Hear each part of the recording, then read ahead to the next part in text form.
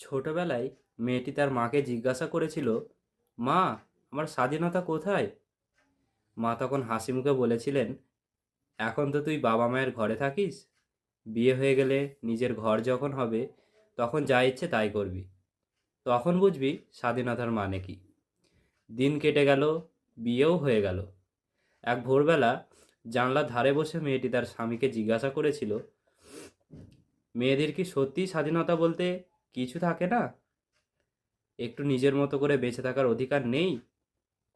জবাবে স্বামী শান্ত গলায় বললেন, বিয়ের আগে যা ইচ্ছে তাই করেছো, এখন আর সেসব হবে না। এখন সংসার আছে, লোকলজ্জার ভয় আছে। আগে ছেলে মানুষ করো, তারপর যা ভালো লাগে তাই করো। সময় গড়াতে গড়াতে মেয়েটির ছেলের বয়স আজ 32 বছর হয়ে গেল। সংসার হয়েছে, ছেলে মেয়েও আছে। মেয়েটি একদিন কথার ছলে তার ছেলেকে বলল, বাবা, বলতে পারিস মেয়েদের স্বাধীনতা কোথায় গেল? ছেলে গম্ভীর মুখে বলল, তোমার কি সেই বয়স আছে মা, যা মন তাই করবে? এখন তোমাকে একটু আমাদের মন মতোই চলতে হবে। মেয়েটি নির্বাক হয়ে গেল, বুকের ভিতরটা ভারী হয়ে এলো। সে বুঝল, এই পৃথিবীতে মেয়েরা কেবল মানিয়ে নেওয়ার জন্যই জন্মায়।